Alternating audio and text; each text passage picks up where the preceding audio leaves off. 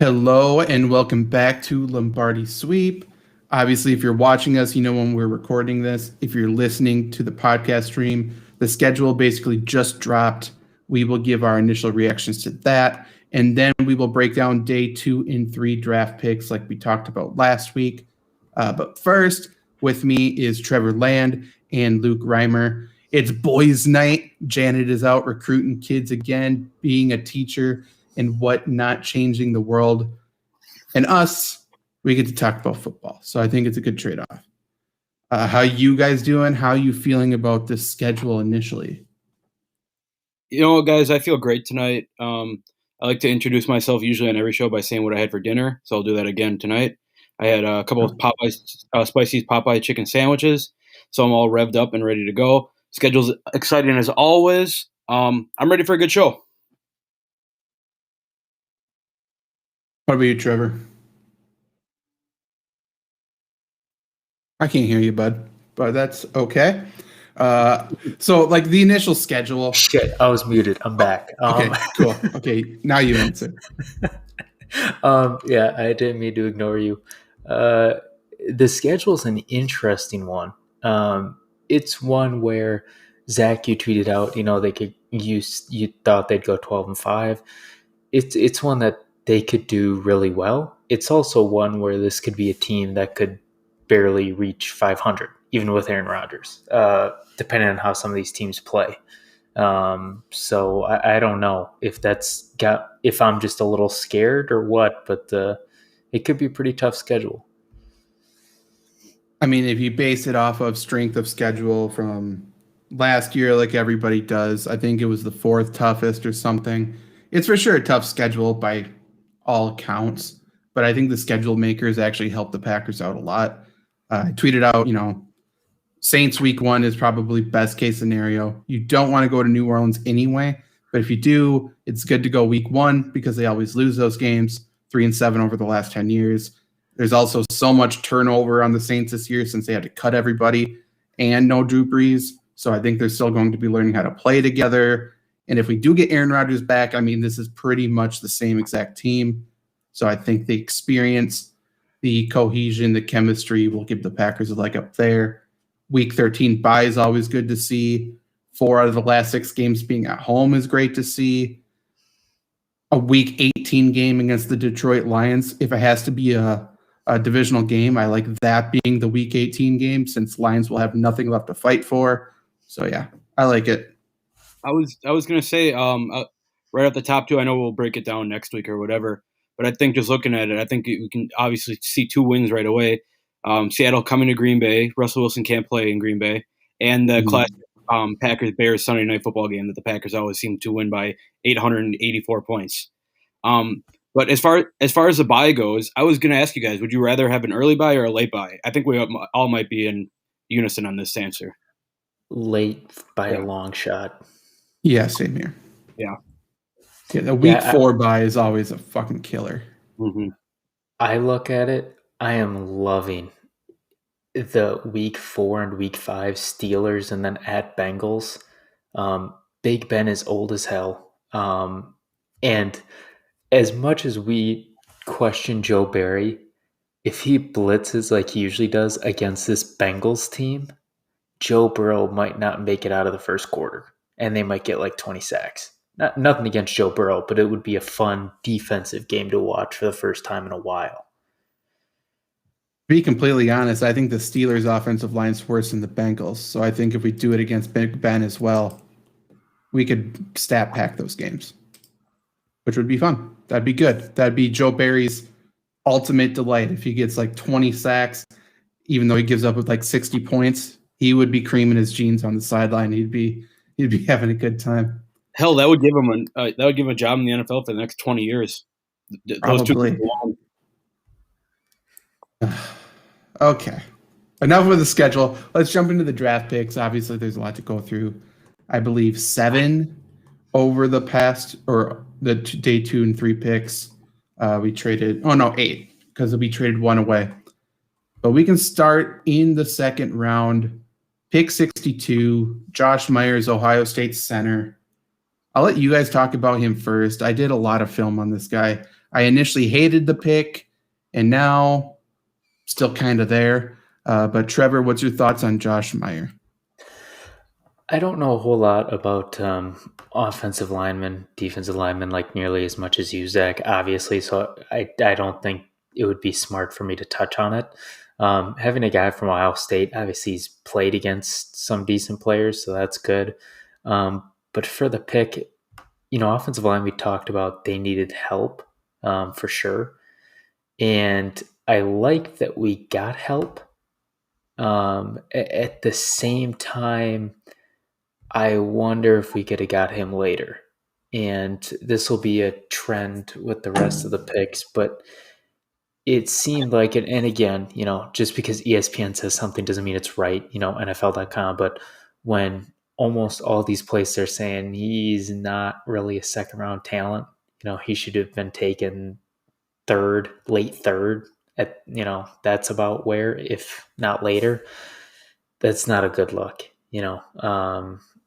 and if somebody takes him late third before you, is it really that big of a loss? There are tons of them. Take another one. So I hope he works as a player. It just seems like a heck of a reach. Yeah, I kind of agree with you, Trevor. There, Zach, we kind of talked about it a little bit when he was drafted. But I like the guy's size. 6'5", I think, 310. I said I don't know what he's doing playing center when you can. Using that size on the inside, why don't you put him on the outside? So I think that the thought that the Packers had was, with Lindsey gone, he may be able to move around a little bit, but I don't know how quick he is being that big. I mean, this guy seems like a tackle, he seems like a tackle playing center to me.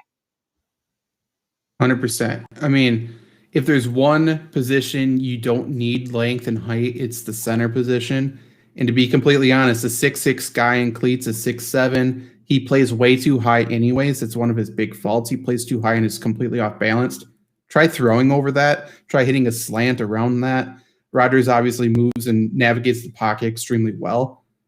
But Linsley might have been 6'3", 6'4". 2-3 inches is a big deal. I don't want a tall center. I really don't. I'd much rather have 5'10" than 6'6". It's just not needed. And to your point, this is going to be a theme for what I say. I think the Packers drafted 3 players who didn't play guard, and all 3 of them would be better at guard. And I think the latter 2 will transition to guard. I think the idea is Josh Myers will play center. The Packers saw an Ohio State center who's extremely athletic and drafted him. I think that's where the analysis ended because that's Corey Linsley. That's all he is. Except for Corey Linsley is also extremely smart and has good fundamentals and technique. This guy, extremely athletic, super quick to get up to the second level at backer, which is what LaFleur is going to want to see because they run a lot of that outside zone. The center tries to get up to reach to that flowing backer. That's how you do it. That's great.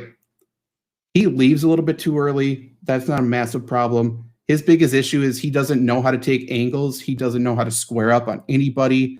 He's whiffed blocks on linebackers more than anybody I've ever seen. And that's on Big Ten linebackers who are big and slow. So if you get to the NFL, that's a problem. I don't think he reads defenses super well. So you're going from a smart guy like Linsley to this guy, I don't think that works. Like I said before, he plays way too high, so he's off balance. If he hits you, he's going to hit you hard. He's super aggressive and has a good pop, but man, he is not NFL ready. And I think the Packers are going to attempt to start him week 1, and I don't like it. That's sort of where I'm at with him. Anything else about Myers? I've said it before. I'll say it again. Trevor, you kind of mentioned there. I do like that he went to a Power 5 school.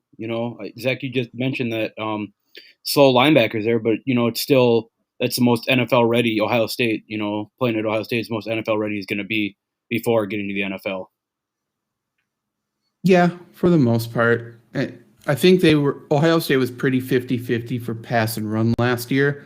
So, I mean, that's good, but also you don't need to see anything out of pass protection for centers anyway, other than calling the blocks out, which he failed to do. So I think he's fine. I think he has potential. I hate his height, and I think he needs a lot of work. And at that and like we said, like Trevor said, it was for sure a reach. He would have been there in the 3rd round. He may have been there in the 4th round. A guy the Packers were debating about taking at that spot was actually Amari Rodgers, who was their 3rd round pick. They traded up for him, wide receiver out of Clemson. This pick has grown on me a little bit. A lot of people like this pick. I am okay with drafting a wide receiver in the 3rd round. I'm happy we didn't do that in the 1st round. Luke, what's your thoughts about Amari Rodgers? I've said multiple times on the show that I'm a big wide receiver guy. I'm a big get the ball to your playmakers and let them make plays. I think Amari Rodgers does that, but I don't think he does it in the way that people think he does. Yeah, I think a lot of people think he's going to come out of the slot and run over the middle, whatever. I think he's more of a gadget player where you kind of give him the screens a little bit and you get him going with the ball in his hands. So I wonder if LaFleur might incorporate that more. We tried to do it with Tavon Austin, tried to do it with I forget the other guy, but we have a young guy doing it now. I think that Amari Rodgers could provide a spark to this offense if he's able to, cause a distraction and even get the ball in his hands with a little bit of space, like we saw a lot he did at Clemson. Randall Cobb's a good comparison for him, right, Zach? It's the laziest comparison that every Packers reporter has made, and it's not even close. I will admit, I was one of the people that made that comparison at first, and then I watched game film, and I'm like, okay, yeah, no, he's not Randall Cobb. So I will admit my mistake, but you watch film and it changes. Right. Honestly, I think it would have been better to take him in the 2nd round. Because I look at when they took him in the 3rd, they traded up 7 picks to get him, and to trade up 7 picks, they added a 4th round pick, which I think is extremely high for 7 picks in the 3rd. Obviously it's, if it works out, it means nothing and everybody's going to forget about it. But we talked about reaching in the 2nd round. We'll talk about reaching some more. It's a good place to draft him, but I just wonder if maybe with their struggles in drafting, maybe they would have needed that extra pick, or maybe they could have done something good with that extra pick. But it is nice to see a guy mid-round. They are getting a wide receiver, right? They're not completely saying no to it, but they're not going too high, 1st round when they don't really need one all that badly. So, kind of a mixed bag for me until we see him play. I think this pick sums up the entire draft for Goot. It was a position of need. It was an extremely safe pick, and I feel like there's absolutely zero upside with it. I don't think there's a shred of upside with Amari Rodgers. I think he's a guy's guy. He's like a guy, a good player. I think he will do the dirty work. I think he'll be a great locker room guy. I think he'll be super well liked. I don't think he's an athlete, like by any stretch of the imagination. All of his athletic testing was piss poor. 4.57 40. That's the 42nd percentile. His speed rating was in the 43rd percentile. His burst was in the 27th percentile. Agility, 32nd percentile. His catch radius, 5th percentile. So he's a small, slow player. That sounds great. Like, that's what he is. And if you want to make a comparison to a Packers player, it's Ty Montgomery. He's Ty Montgomery 2.0. I like Ty Montgomery. I think Ty Montgomery was good. I don't think we're going to use him like Ty Montgomery. He would be much better filling the role of Jamal Williams in this offense. But what we are going to try to do, LaFleur thinks he's an outside receiver. He's going to find out quickly that he's not. He's going to be playing the slot. I think he'll be doing some end-around stuff. He's going to be a punt returner. He's going to be a fair catch master because he's not going to be doing anything else. He's sure-handed. He's a great route runner, but he failed to create separation at Clemson. And when he did, it was because the Clemson offensive line had 8 seconds. So what's going to happen is he's small, slow, can't really create separation. The players in the NFL are bigger, faster. It's going to be, if you remember the last couple years, the Mike McCarthy era where absolutely no receiver could break one-on-one coverage, this guy would have fit in perfectly because I don't think there's any chance he breaks one-on-one coverage. think he's going to be a reliable guy that has zero upside, should never be a starter, and isn't going to be flashy. Is it worth a third-round pick for that? No, because I think Daz Newsome could have played the exact same role, and he has flash, and he went, round like 5 or 6? I don't get it. It's such a safe pick, and it makes me angry.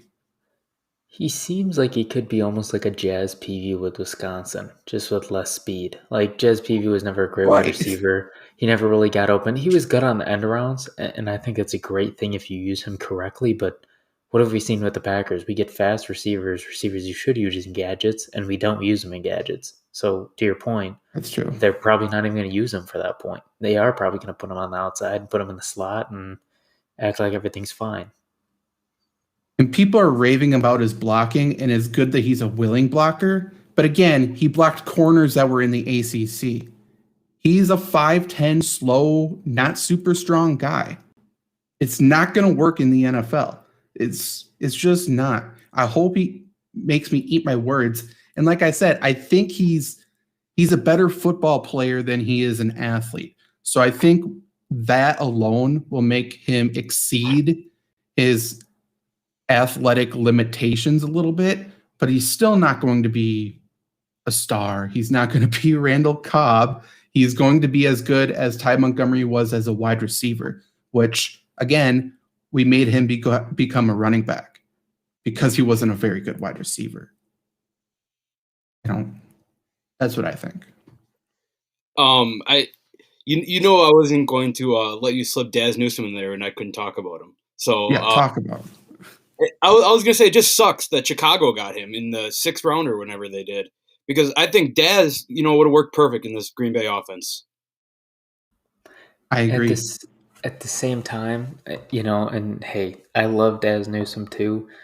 If we have learned one thing from the Bears, they can't draft a damn wide receiver either. So the fact that the Bears drafted him, maybe that gives us hope that he won't somehow work out in the NFL. I don't think he'll be a good wide receiver, but the Bears needed a returner like the Packers did, and the Bears said, hey, let's get a guy who could be a good returner to replace Cordell Patterson. And we know the Bears have good returners, Devin Hester, Cordell Patterson. So they at least got that right. They also killed the rest of their draft, which is unfortunate. All 3 NFC North opponents, I think, had very good drafts. Yeah. It sucked. Everything I hear from Amari Rodgers and about him, I like him. So I don't want to talk super poor about him, but clearly I just did. I don't know. Is there anything else you want to say about him? I don't know. It's just exciting. We've been clamoring for how many years to get more weapons around Aaron Rodgers, and just to see what this guy does. I don't know. I'll take the optimist side on this. I think it might work. Trevor Zach, like we said, that Ty Montgomery role that the Packers did not utilize well. I don't know. Maybe I have some positive thinking that they might use him well, but who knows? Yeah, I'm going to go positive thinking with him too. Physically, he doesn't measure up.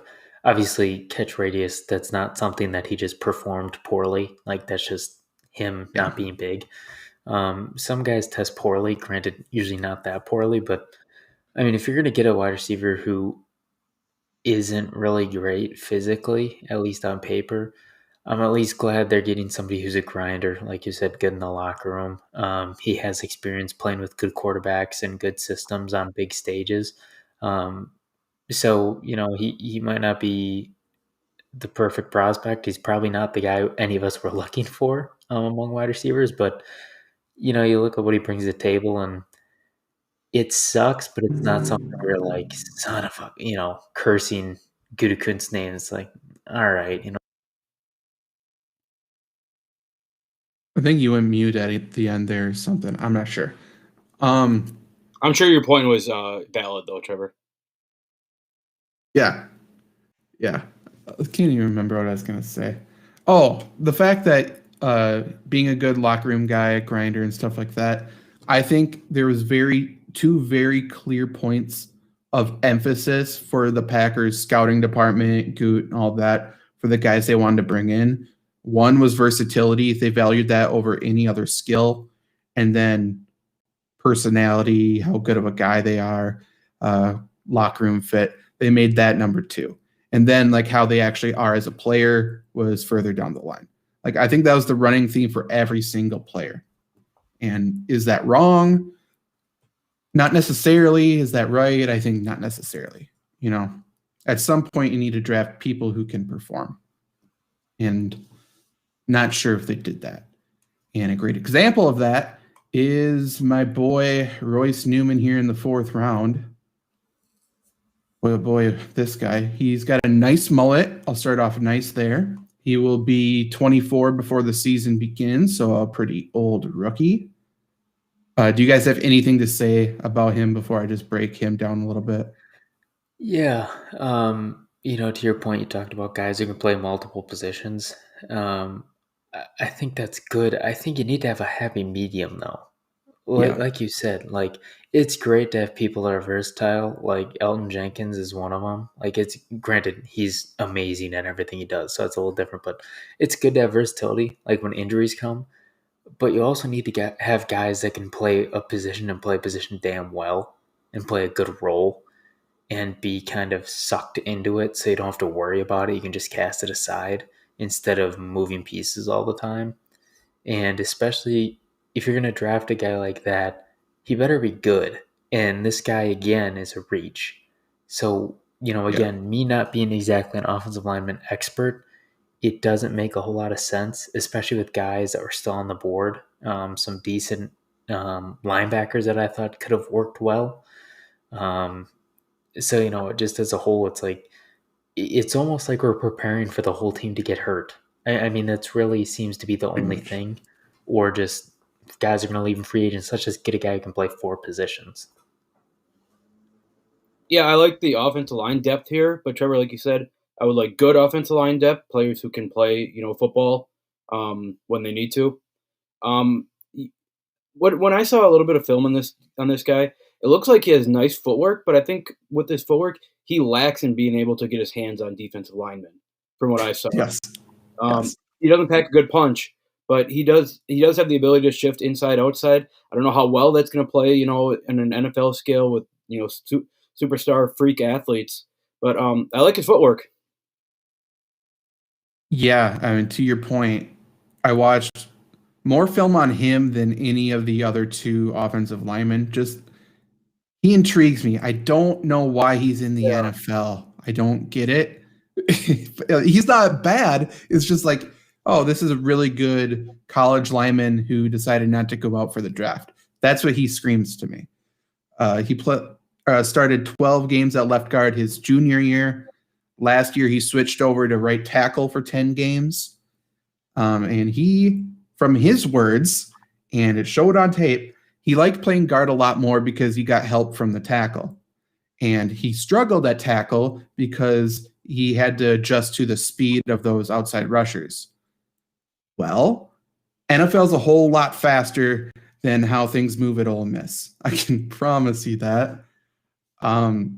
He's got good patience, good technique, really good footwork, good mobility. He's a smart guy. He is absolutely incapable of hitting a moving target. He will whiff in pass protection. He'll whiff on guys. It's pretty remarkable. And to that point, Packers put a lot of stock into the Senior Bowl for whatever reason. The Packers talked up his Senior Bowl performance, and I don't think they were watching the right guy because he had a 29% win rate in pass protection at the Senior Bowl. He was the guy that people picked on at the Senior Bowl. He got destroyed. And I don't get it. I really don't get it. And this is the second player the Packers drafted who would be better at guard. And he at least has guard experience. I can only assume he's going to be a guard. He's going to be that depth guy where we hope he doesn't have to come in. Maybe he's good for practice, like scout. I don't know. Is for sure a reach, for sure a bad pick. Could he develop into something a little bit better? Maybe, but we need to make sure we put him next to a good tackle. I'm a little worried because putting all these guards together, I'm worried the Packers are going to move Jenkins to center, and they want these guys at guard. Yeah. I don't think they will, but if Myers is bad, I think they'll be forced to. I still think they should put Patrick there, but they're not going to do that. Yeah, I don't know. I don't know. Anything else to say about this guy?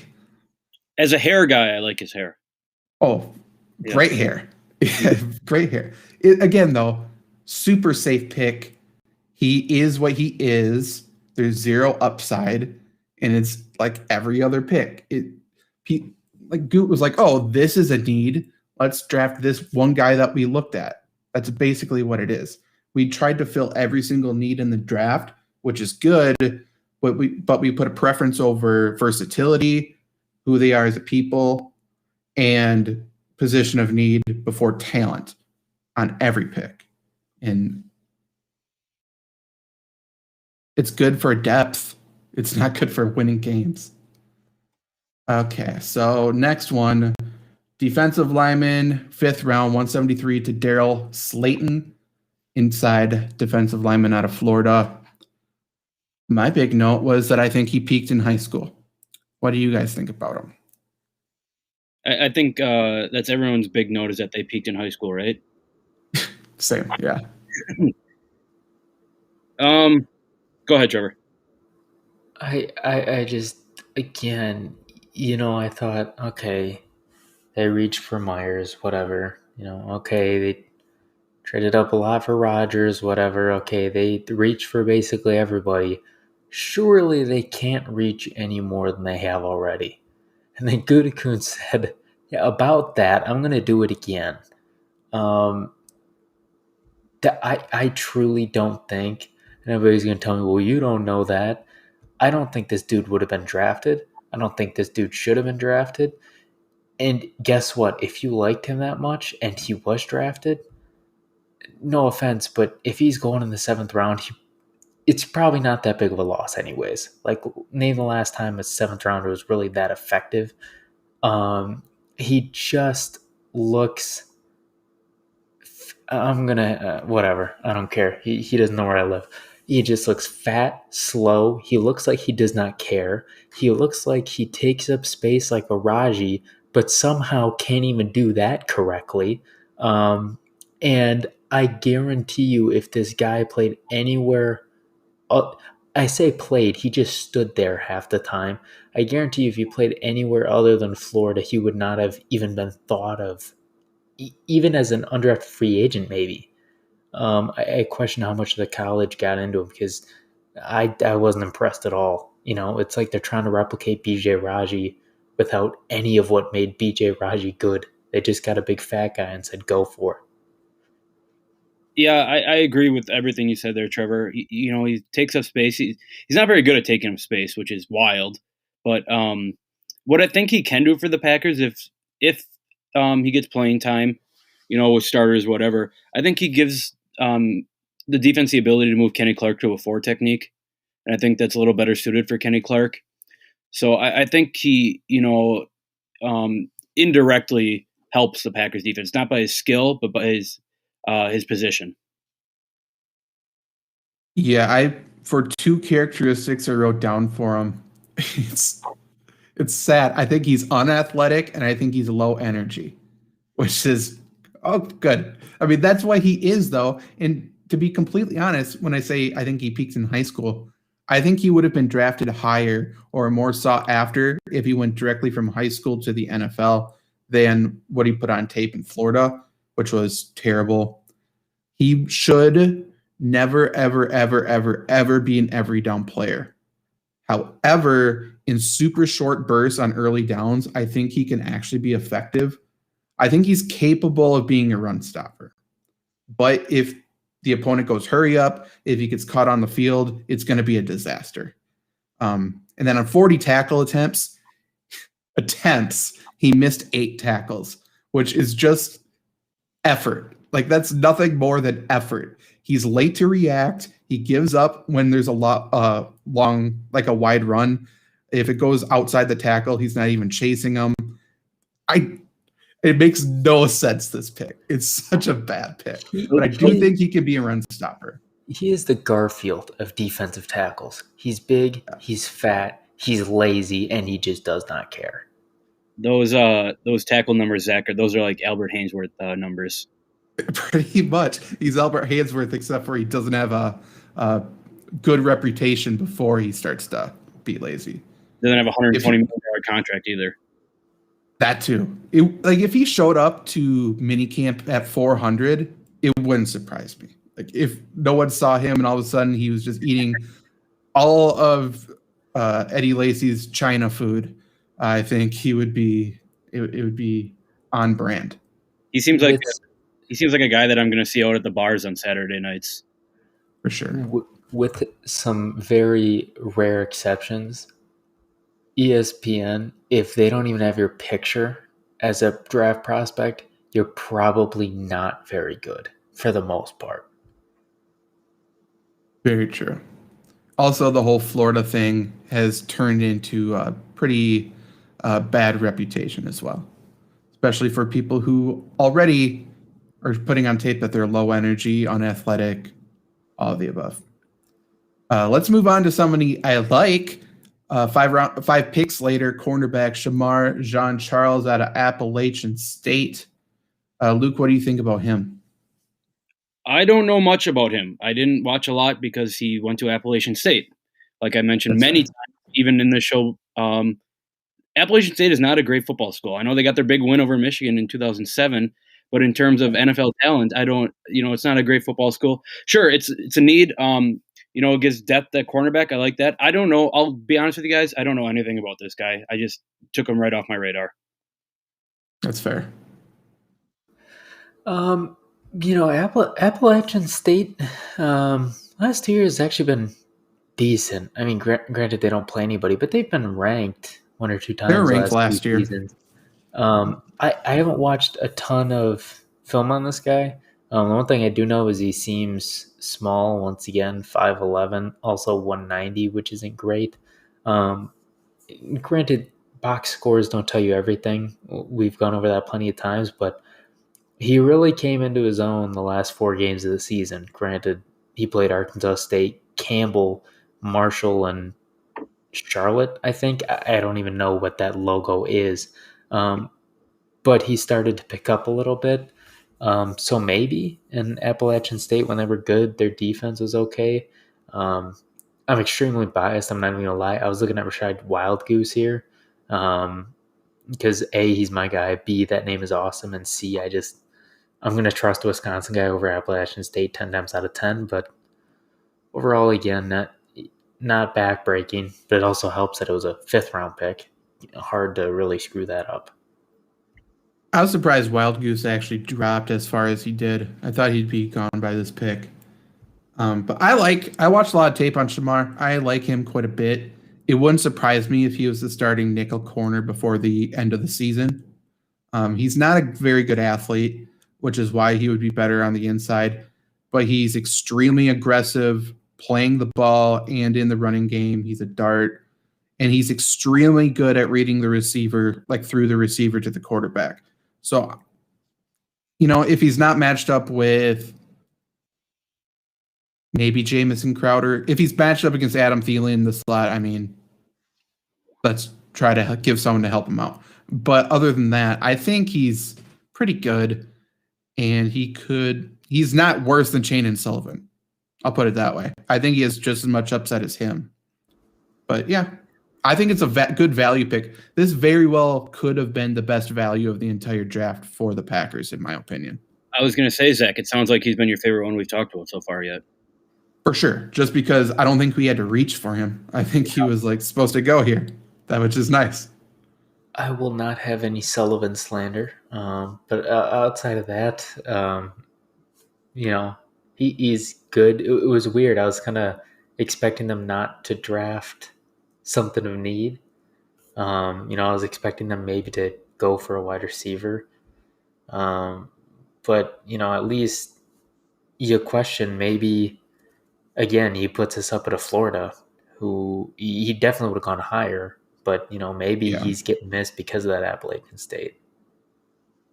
I'm sure from some for sure.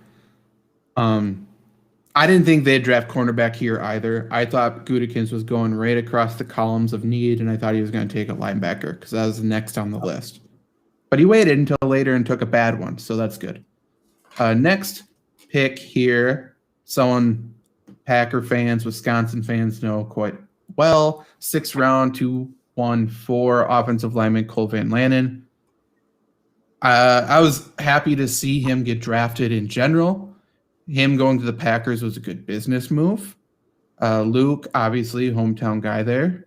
What do you think of him? Yeah, so I'll say I'm biased. Cole Van Lanen is a Green Bay guy. I'm a Green Bay guy. I know him a little bit. I've had conversations with him. Nothing where go up to him or whatever, but I've had conversations. I actually have a funny story with him. I was down in Madison one weekend, and we were at a bar. They had a mechanical bull there. And I was standing next to him watching people ride the mechanical bull or whatever. This girl gets on, and he goes, "Oh boy, watch this." She's riding, and her boob falls out, and we were sitting there laughing all night because of it. So that's the whole Van Lanen story. I never got to play against him in high school, different divisions. But I think the guy's a moose.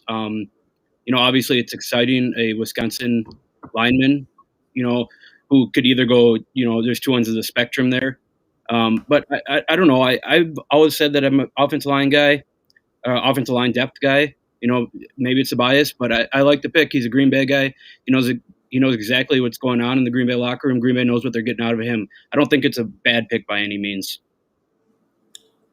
I don't think he's the best player. I mean, you're starting to talk me into Shamar Jean-Charles a little bit more. I thought this might have been the best pick in the draft, and not necessarily because of how he is as a player. Again, from the optic standpoint, it's great. Also, he's a Wisconsin guy. If there's one thing we know, they can build up offensive linemen. So there's really no risk here. The reward is high. He's around a lot of talent. He wasn't a reach. So it's weird me saying he's the best pick, and why is because there's no risk and we didn't reach for him. It's kind of sad, but again, optics wise, it looks good. I think he could be something good as a backup. I don't think he's going to be, Travis Frederick or anything like that, but he's going to be a guy that's a nice name that you're okay with having come on. You're not thrilled, obviously, but if somebody gets hurt, you're not screwed over. I agree with that. And this is, again, Packers valued versatility over anything else. He was a tackle his entire time at Wisconsin, and his skills fit much, much, much better at guard. So I can only assume the Packers are going to try to move him to guard. Otherwise, they'll probably feel great that he can play two positions, which isn't the way that works. But that is how they're viewing this. By the way, I forgot to say this about Royce Newman. Immediately after the draft, one of the Packers scouts or one of the player personnel people said that Royce Newman's a really smart player, so that's why he thinks he can play two positions. And that's not how that works. Ryan Fitzpatrick, incredibly smart, mostly fit for quarterback. That's not how it works. Back to Van Lanen. He peaked for sure. Like, it's not even an argument. He peaked in 2018. And then after he faced Chase Young, he has never, ever recovered. Chase Young absolutely destroyed him. And then he had a horrendous 2019 because of it. And then he was average last year. He was okay. He's a really good athlete. I think his skills for sure translate to guard better than tackle at this level. He doesn't have the length for guard. His pass pro techniques is terrible. And the strangest thing about him is I don't think he was coached well, which is something that you never ever say about Wisconsin offensive linemen. He doesn't know where to put his hands ever. They are just flailing around. He never puts them on the player. He just kind of hugs them more than blocks them. It's really, really strange. So if he can work on that technique in his pass pro, he could be a pretty good guard convert there. I don't know. He also really, really struggles with the bull rush, though. So if we move him inside, he's going to get the bull rush like Chase Young.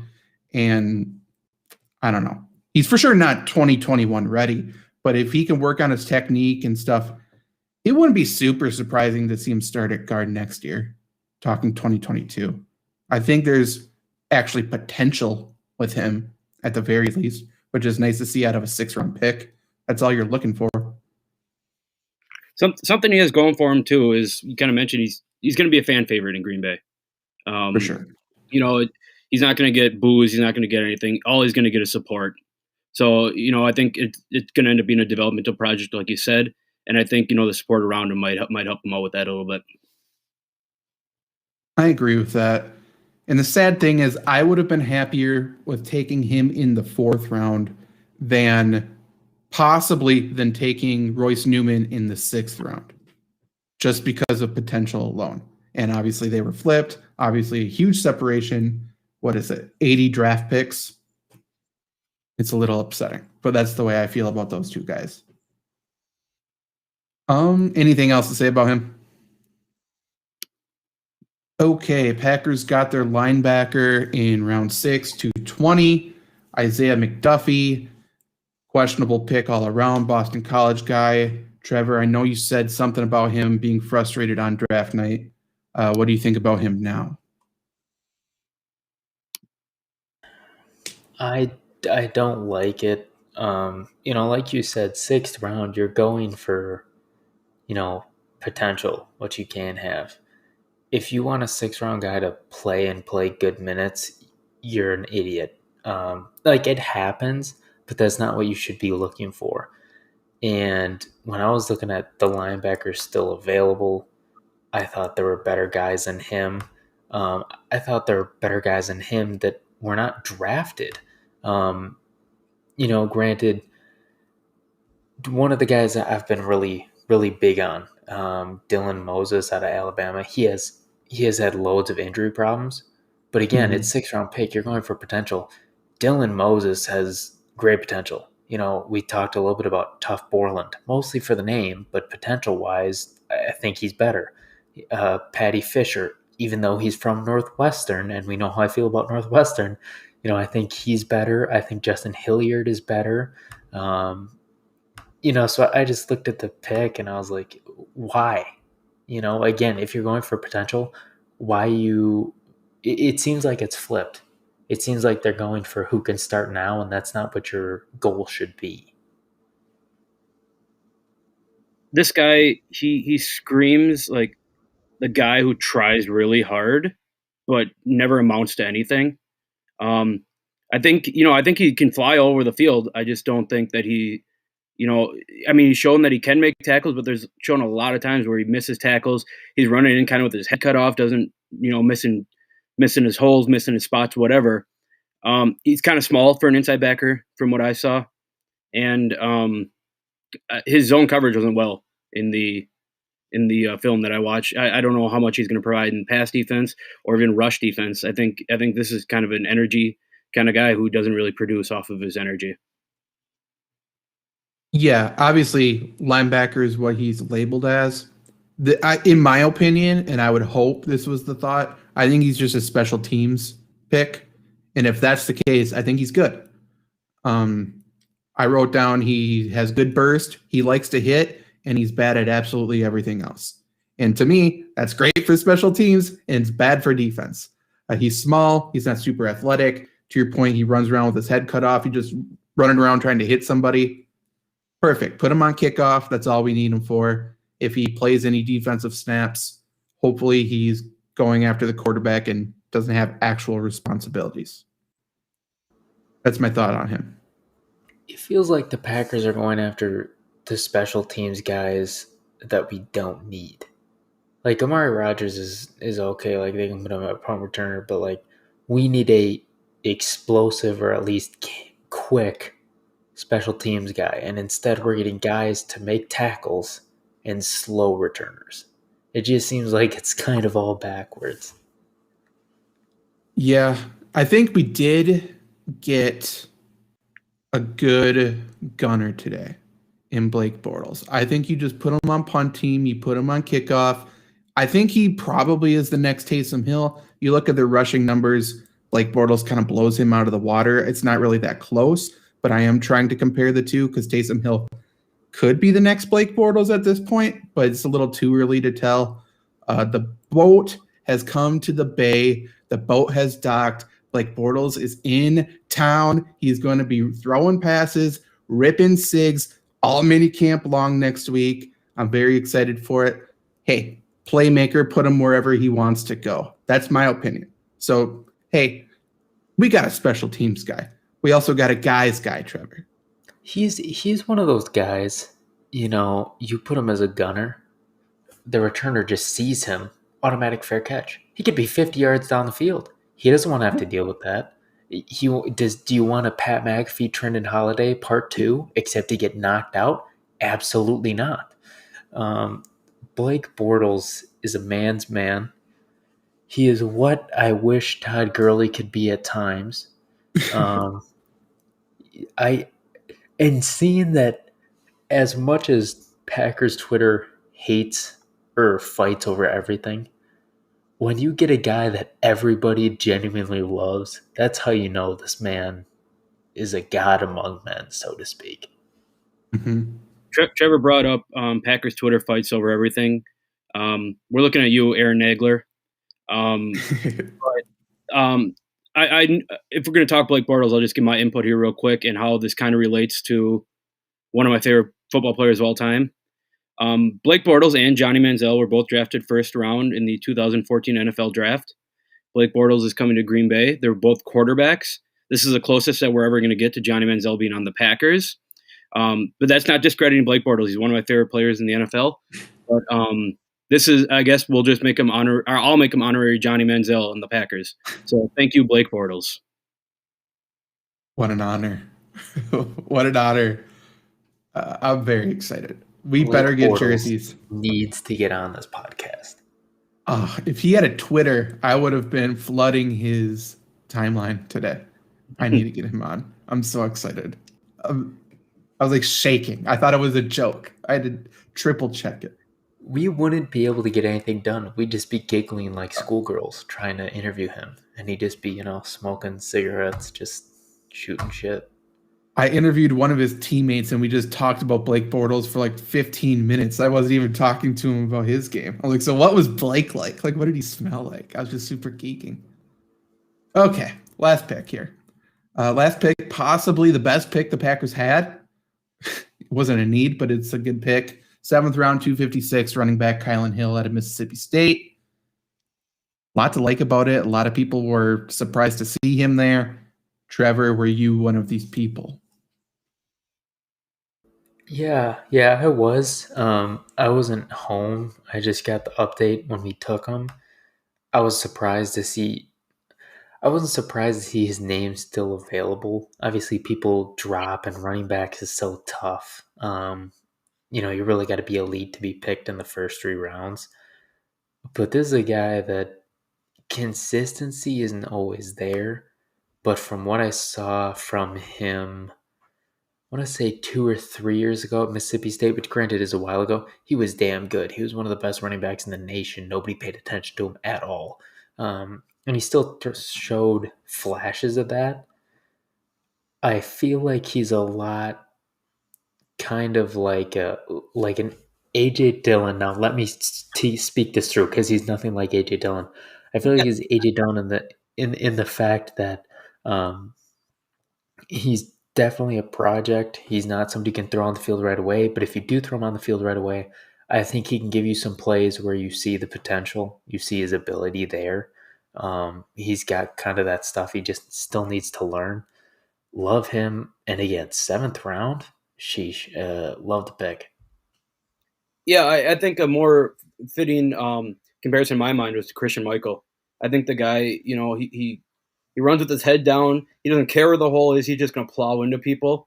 I love that. Every now and then he's going to find an open hole and he's going to bounce it. And we're going to think, why was this guy not drafted in the 4th round? I don't know. I love the pick. It's SEC guy. He's a tough guy. He's a strong, short son of a bitch. I think, if you get him moving forward, get at least some blocking in him, I think he might be, he might find a role in this offense as, that end of the first quarter guy that can take over a couple runs to spell Aaron Jones a little bit. Yeah, I think when he does the little things right, when he does lower his head, I think he's a fourth, maybe even a third round talent. I think he's super good. Athletically, I think he has absolutely everything. I think he's got good burst. He breaks tackles. He's a good short yardage guy, which is why I didn't know why we would pick him. I think the AJ Dillon comparison in terms of running, I think is pretty close. I think he's just as good as AJ Dillon at short yardage. I think he has better hands than AJ Dillon. He has really good hands, actually. He doesn't run routes well, but that's something that can be learned. My biggest thing with him is he doesn't go upfield. He doesn't run downhill. He's running upright all the time. He gets too high, and he's like a dancer in the backfield that shouldn't be dancing. It just doesn't really make sense to me. It looks like he's got too much Le'Veon Bell in his game, except for he doesn't have the skill set of Le'Veon Bell. It's like if AJ Dillon played like Le'Veon Bell. That's the way I view this guy. If he refines those skills, he has a good RB coach, which I think we do. I think he could be a good contributor. I think we could see AJ Dillon and Kylan Hill in the backfield together in 3 years when Aaron Jones ultimately gets cut. I think that was the plan with this pick, which is fine. It doesn't help us this year, but I think it's fine.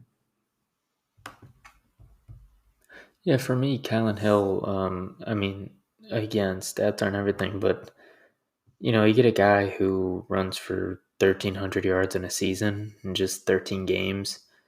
His yards per carry is there.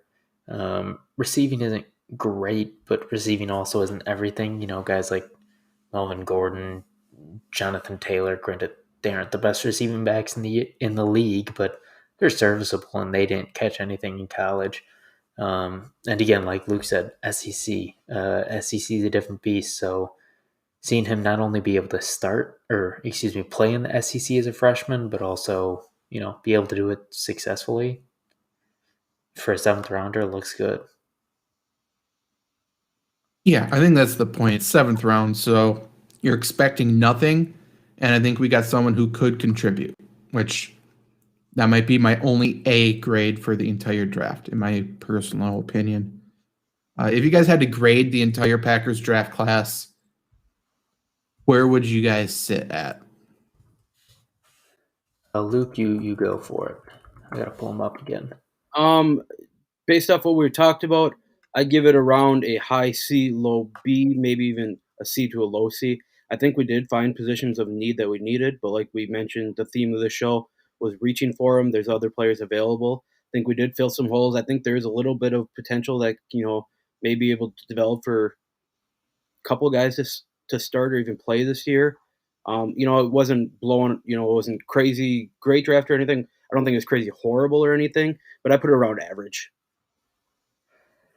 I'd put it at a C to a C minus. I think I have a lot of potential too. I just think the first 3 rounds, Amari Rodgers is decent in the 3rd round, but that 4th pick we had to trade it to move up 7 spots. I think the first couple rounds should and does hold much more weight than the other rounds. I look at those rounds. I think the first 4 were pretty bad. I think the tail end makes up for it. But again, the reaching, going for guys that are good at multiple things instead of just one position, I can't give them anything higher than a C or a C minus. It's weird that I feel like giving them the highest grade of the 3, or of us 3. I feel like giving them a C plus, which isn't much higher. Yeah, like I've said it a bunch of times, we drafted for need and we drafted extremely safe. And sometimes that meant reaching for people. We were drafting, hoping to not draft a bust, is what it felt like the entire time. It's kind of like you get a 20-point lead by running the football, and all of a sudden you stop running the football, a la Mike McCarthy, and you start playing the game not to lose. That's what this draft felt like to me.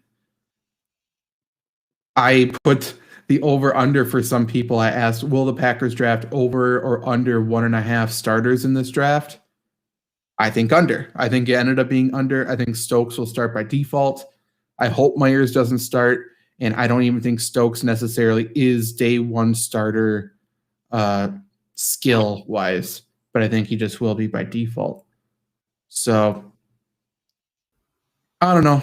I agree that I think we saved the draft on day 3. I think we addressed some needs. I'm just not excited about anybody. I don't care about watching any of their mini camp video. I know what we got. Go ahead, Trevor. Well, to Daryl Slayton, I'm excited because I feel like he could be one of those meme guys. A guy kind of like a worse, not good player version of Johnny Jolly. We just can't help but love the guy because he's such a lovable, big dude. So maybe there's that to look forward to, but other than that, I'd agree. I was going to throw a shout out to my guy, John Dietzen, too, who the Packers signed as an undrafted free agent. He's another Green Bay guy. Played football against him in high school. Dude's a horse. Probably won't play, but just a shout out to the Green Bay family out here. Hey, it'll sell jerseys, which maybe they're trying to save up a little bit of money to buy out Jordan Love's contract or to get Blake Bortles signed for the entire season. Pay for that contract. That'd be cool too. In his contract, they have to buy a certain amount of his cigarettes, so they're stockpiling the money for it because cigarettes are expensive, and he rips them. So constantly. He bought a Tesla to try to quit dipping, and he ended up dipping more because he didn't have to steer the Tesla. I love him so much. He's the greatest. That and the famous word, if he wasn't an NFL quarterback, he'd be doing construction, ripping cigs. Yeah. For those questioning the comparison between a Tesla and dip, basically a short version is he didn't want to refill up on gas because that's where he bought the dip. So I figured, I'll get an electric car. And it did not work. Nice to see that he went to that first instead of the 30 other routes he could have taken. That would have been much more effective. But we're seeing a creative thinker. And hey, when you're down 2 at the opponent's 20-yard line on 4th and 15, do I want a guy who, takes the obvious approach? Do I want a guy that thinks so far outside the box you think he came from longest yard? I want Blake Bortles at the helm. That's what I'm saying. That quarterback room in LA when it was Jared Goff, Blake Bortles, Sean McVay, that must have been a wild scene. Just the interview with those two when they were on Barstool, it was such a contrast of people. Goff was high off his ass and just sounded like an idiot, didn't know what grit meant, and Bortles was just laughing at him, talking about dipping while dipping. So it was good. It seems like Bortles was the older brother and Goff was the nerdy younger brother that wanted to be like him, but Bortles had to bring him along. Pretty much. And now, hey, we might see them. I think the Lions play week 2. Yep. We might get Blake Bortles versus Jared Goff. That could be big. Can we flex that to prime time in week 2? I love Aaron Rodgers, but if you trade him for 3 first-round picks and give me Blake Bortles all year, I'm sorry. I'm starting to think Aaron Rodgers should get the boot out the door at this point because boot the Goot, maybe boot A-Rod because Blake Bortles is here, baby. Yeah, the Blake Bortles signing was bittersweet because obviously we got our guy now. It's sad to see the Aaron Rodgers era over. That's what today marked. We got our starter. Hey, we got our first-round starter, and that's Blake Bortles. Imagine how much it would add to his legendary status. We kick out the MVP because we drafted Jordan Love to be a successor, and then neither of them all are around because Blake Bortles wins the job, comes in off the street in street clothes, kicks both their asses, and we did all that for nothing. At least we know why the Packers waited till this long to sign a free agent. I get it. It was worth the wait for sure. Yeah, I'm excited. Hopefully we get him on the show soon. I will try. I will find who his agent is and reach out because I need to talk to him. I have a lot to say and confess to. Anything else to talk about before we get out of here? I don't think so. I know we're Wisconsin's show, not necessarily football, but I'll shout out UW Milwaukee picking up Patrick Baldwin, number 4 recruit. Pretty nice to see the Horizon League back. Yeah, came from my alma mater high school. Not that anybody cares about alma maters for high school. All I've heard is that he's a cool guy. He gets to play for his dad. Shout out to him. Hey, he's a Bears fan, which is unfortunate. But, maybe we can have him on here and feel better about ourselves, ripping a high school prospect to shreds. You never know. That'd be fun. Just bring a high schooler on, just rip them to shreds. That'd be a good time. Don't even talk basketball, just football. That would be the plan. Don't even mention his name. Okay, well, this was Lombardi Sweep. Next week, we will break down the schedule more in depth. We will give our predictions. You can lock them in next week. We'll have it figured out. We'll figure out the quarterback thing too. We'll know who's starting. Yes. Yeah. Okay. Well, see you later, guys. Bye. Shout out Yeah.